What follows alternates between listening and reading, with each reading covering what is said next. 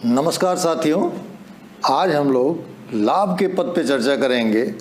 और अभी लाभ का पद प्रायः जो हमने देखा है कि सुर्खियों में रहता है। और अभी पंजाब के मुख्यमंत्री कैप्टन अमरिंदर सिंह ने इसी महीने की 9 सितंबर को उन्होंने 6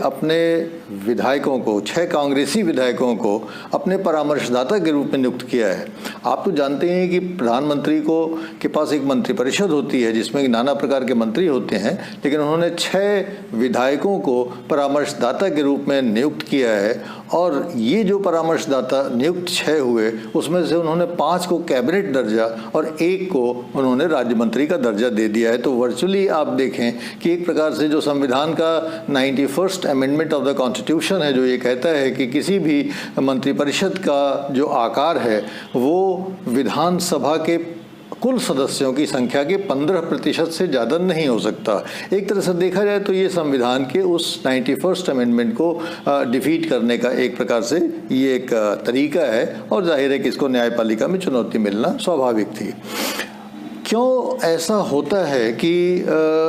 लाभ के पद पर किसी विधायक की नियुक्ति पर प्रतिबंध है? इसके लिए संवैधानिक प्रावधान ये है कि आर्टिकल 102 अर्थात अनुच्छेद 102 जो कि संसद के संदर्भ में है अनुच्छेद, और जो 191 जो कि विधानसभाओं के संदर्भ में है, इन दोनों ही प्रावधानों में आर्टिकल 102 में और आर्टिकल 191 में ये प्रावधान है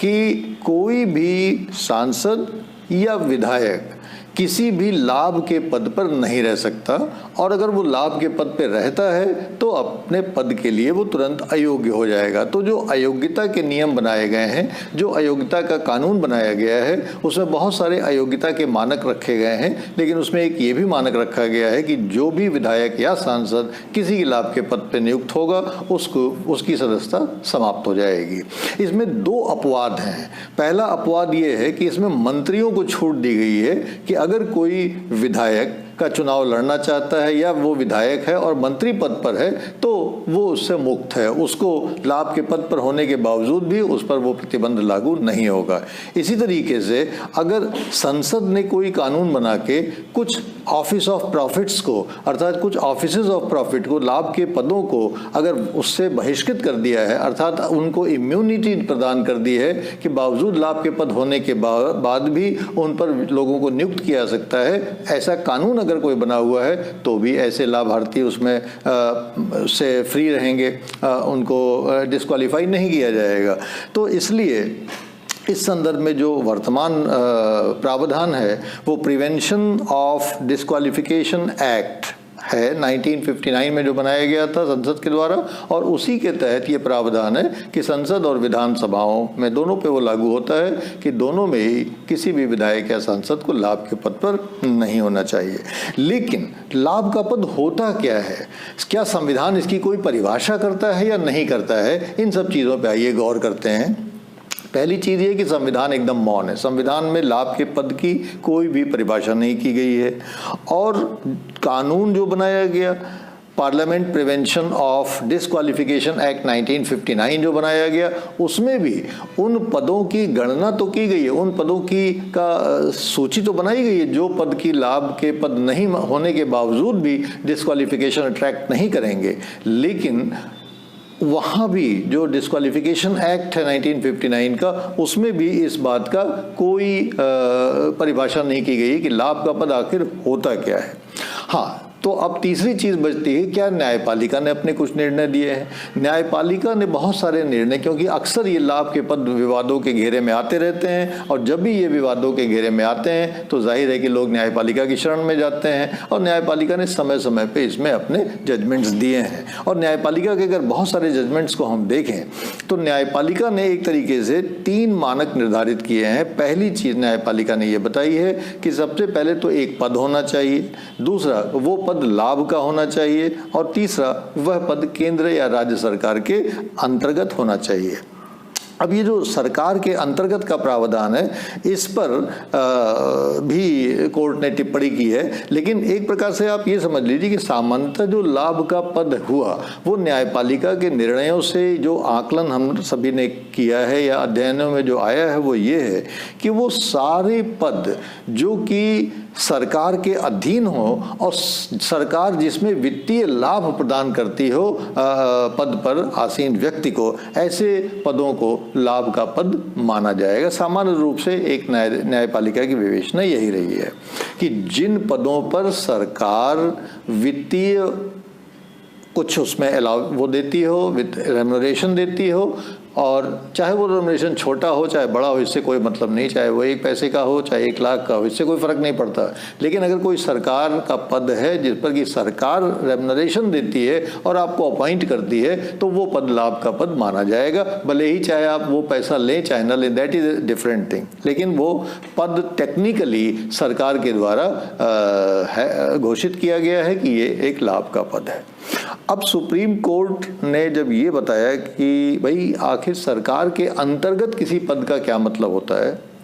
तो सरकार के अंतर्गत उसने बहुत सारे डिटेल्स में भी वो चीज़ें हैं, आप पढ़िएगा। लेकिन हम लोग 4-5 प्रमुख चीज़ों को देख सकते हैं कि किन पदों को सर्वोच्च न्यायालय ने ये माना है कि वो सरकार के अंतर्गत हैं। तो सरकार के अंतर्गत जो पद हैं उनकी व्याख्या न्यायालय ने करते हुए पहली चीज़ तो ये कही है कि सरकार जिन पदों पर नियुक्तियां करती है और जिन पदों पर उसे उस नियुक्त व्यक्ति को पदमुक्त करने का, हटाने का अधिकार होता है। तो 2 चीज़ें तो ये कि सरकार उन पदों पर नियुक्त करे और दूसरा कि सरकार उन पदों पर नियुक्त व्यक्तियों को हटाने का भी अधिकार रखती हो या पदमुक्त करने का भी अधिकार रखती हो। तीसरी चीज़ कि उन पदों पे जो भी खर्चे आते हैं, चाहे वो रेम्युनरेशन हो चाहे वो अलाउंसेस हो, वो सारे के सारे सरकार वहन करती है। चौथा कि जो पदधारी है वो सरकार के कहे पे काम करता है, सरकार के लिए काम करता है, सरकार के कहने पे चलता है। और चौथी चीज़ कि वो क्या करेगा और क्या उसके कर्तव्य होंगे, क्या उसके फंक्शन होंगे, ये सारे के सारे सरकार ही इस बात का निर्धारण करती है। तो ये जो 5 चीज़ें हैं, 5 जो फैक्ट्स हैं, ये फैक्ट्स ये बताते हैं कि वो पद वास्तव में सरकार के अधीन है, और अगर वो सरकार के अधीन है तो जाहिर है कि वो लाभ का पद माना जाएगा सुप्रीम कोर्ट के निर्देशों के अनुसार या सुप्रीम कोर्ट के समय समय पे जजमेंट्स के अनुसार। आइए देखते हैं कि हमारी व्यवस्था में, लोकतंत्र में जो संसदीय प्रणाली हमने अपनाई है, खासतौर से उसमें लाभ के पदों पे प्रतिबंध का औचित्य क्या है। देखिए, संवैधानिक व्यवस्था में हम सभी जानते हैं कि लाभ के पदों पे वास्तव में कार्यपालिका हमेशा व्यवस्थापिका के प्रति उत्तरदायी होती है, और चूंकि कार्यपालिका व्यवस्था के प्रति उत्तरदायी होती है तो ये उत्तरदायित्व का निर्वहन तभी हो सकता है कि जब दोनों में थोड़ा सा डिवीजन हो, अर्थात सेपरेशन ऑफ पावर जिसको कहा जाता है। टेक्निकली तो वो संसदात्मक व्यवस्थाओं में नहीं होता है, लेकिन फिर भी चूंकि संसदात्मक व्यवस्थाओं में व्यवस्थापिका और न्यायपालिका एक साथ मिलकर काम करती हैं, लिहाजा बहुत सारे जो कार्यपालिका होते हैं वो वास्तव में उनके लिए बहुत जरूरी है कि वो व्यवस्थापिका के सदस्य हों, अर्थात मंत्रीगणों को संसद का भी सदस्य, संसद के किसी भी सदस्य का, सदन का सदस्य होना पड़ेगा। ये एक व्यवस्था है। लेकिन इसका जन्म इंग्लैंड से हुआ था 1701, अर्थात एक्ट ऑफ सेटलमेंट में ये बात आई थी कि जो भी अब मंत्री होगा वो वास्तव में वो किसी भी लाभ के पद पर काम नहीं करेगा, क्योंकि अगर वो लाभ के पद पे काम करेगा तो सरकार, राजा उसका एक प्रकार से मालिक हो जाएगा और राजा के या राज परिवार के लोग उसके कार्यों में हस्तक्षेप करेंगे। इसलिए ये इंग्लैंड से निकला हुआ संविधान है। लेकिन चूंकि हमने बहुत सारी चीज़ें इंग्लैंड से ली हैं, इसलिए हम लोगों ने भी उसी लाभ के पद की अवधारणा को अपने संविधान में या अपनी राजनीतिक व्यवस्था में स्वीकार किया है।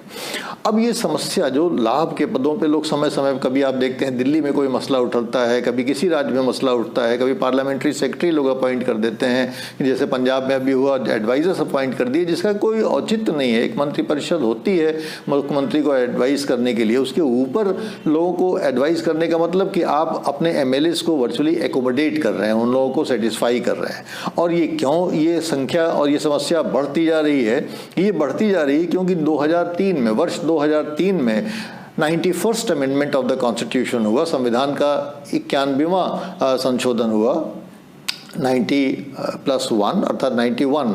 अमेंडमेंट ऑफ द कॉन्स्टिट्यूशन हुआ। और उस कॉन्स्टिट्यूशन के अमेंडमेंट में एक बड़ी ख़ास बात ये रही कि उसमें मंत्रिपरिषद की आकार को निर्धारित कर दिया गया। 91st अमेंडमेंट के पहले प्रधानमंत्री के ऊपर या मुख्यमंत्री के ऊपर ये कोई प्रतिबंध नहीं था कि वो कितने मंत्रियों को अपॉइंट कर सकते हैं अपने मंत्रिमंडल में। और कभी कभी छोटे छोटे राज्यों में बहुत बड़े आकार के मंत्रिपरिषद हो जाया करते थे जो कि अनावश्यक होते थे, अनविल्डी होते थे, उनके पास कोई काम ही नहीं होता था, लेकिन फिर भी साहब मुख्यमंत्री हैं, उन्होंने जिसको चाहा मंत्री बना दिया। तो इस पर स्वयं संसद ने इसका संज्ञान लिया और 91st अमेंडमेंट के बाद उस पर एक प्रतिबंध लगाया कि कोई भी प्रधानमंत्री या कोई भी मुख्यमंत्री अपने मंत्रिपरिषद का आकार अपने निचले सदन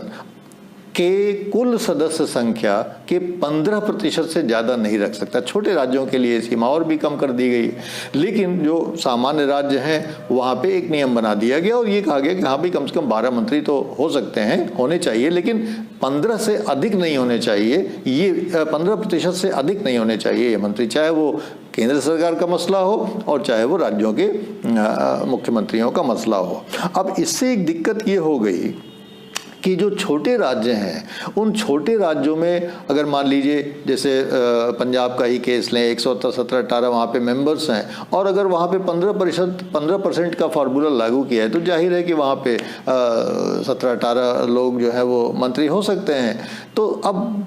मुख्यमंत्री के सामने भी एक व्यावहारिक समस्या आती है कि उसको बहुत सारे जो डिसेंटिंग ग्रुप्स होते हैं, इधर उधर छितरे लोग होते हैं जो हाशिए पे होते हैं, पार्टी में बदलने के इच्छुक होते हैं, उनको कैसे वो अपने पास सजो के रखे, इसके लिए उसे कोशिश करनी पड़ती है। और ये एक तरीका उन लोगों ने निकाले, कभी पार्लियामेंट्री सेक्रेटरी अपॉइंट कर देते हैं, कभी किसी और तरीके से उनको एकोमोडेट कर लेते हैं, एडवाइज़र जैसे पंजाब में किया कैप्टन अमरिंदर सिंह ने। और कभी कभी वो ये भी करते हैं कि नए नए जो अनेक जो पद होते हैं उनमें एग्जेम्प्टेड पदों का दायरा बढ़ाते रहते हैं। अर्थात मान लीजिए पहले उन्होंने कहा कि साहब 25 पद ये माने जाएंगे कि ये डिस्क्वालिफिकेशन अट्रैक्ट नहीं करते हैं, लाभ के पद होने के बावजूद भी डिस्क्वालिफिकेशन अट्रैक्ट नहीं करते हैं। फिर उन्होंने 20 पद और जोड़ दिए बाद में, फिर उन्होंने 10 पद और जोड़ दिए। इस प्रकार से कानूनों में बराबर संशोधन करके विभिन्न राज्य सरकारें जो लाभ के पद हैं उनको बढ़ाती रहती है, उनकी संख्या बढ़ाती रहती है और कहती है कि उस पर डिस्क्वालिफिकेशन के लिए छूट दी गई है। इसलिए भारत सरकार अब जो है संविधान 102 अनुच्छेद 102 और एक अनुच्छेद 191 में संशोधन करने जा रही है। इसके बाकायदा गंभीर प्रयास हो रहे हैं और ये कोशिश की जा रही है कि वास्तव में अब संविधान में समय आ गया है कि आर्टिकल 102 और आर्टिकल 191 में ही ये प्रावधान बना दिया जाए कि लाभ का पद होता क्या है। ये बहुत ही आवश्यक है। जिस दिन हमारी संसद ने इस प्रकार से लाभ के पद का विश्लेषण करके उसको परिभाषित कर दिया और आर्टिकल 102 और 191 में उसको संशोधित कर दिया, उस दिन से कम हम सभी लोगों के पास एक वस्तुनिष्ठ आधार हो जाएगा कि वास्तव में लाभ का पद होता क्या है और उन लाभ के पदों पे किन लोगों को अगर नियुक्त किया गया तो वास्तव में वे सारे के सारे पद लाभ के पद माने जाएंगे और उस पर नियुक्त होने वाला व्यक्ति उसके अयोग्य हो जाएगा। और इस प्रकार से चाहे वो केंद्र सरकार हो चाहे वो राज्य प्रांत सरकारें हों, विधायकों को एकोमोडेट करके अपनी सरकार को मैनेज करने का जो ट्रेंड चल गया है हमारे देश में, उस पर एक विराम लगेगा। तो एक स्वस्थ परंपरा के लिए ये ज़रूरी है कि आर्टिकल 91 बहुत इंपॉर्टेंट है और इसी प्रकार से हम आशा करते हैं कि इसी क्रम में अनुच्छेद 102 और 191 में संशोधन करके लाभ के पद को परिभाषित किया जाएगा और हमारे राजनीतिक व्यवस्था को, संसदात्मक व्यवस्था को और संविधान को एक मजबूती प्रदान की जाएगी। Thank you very much.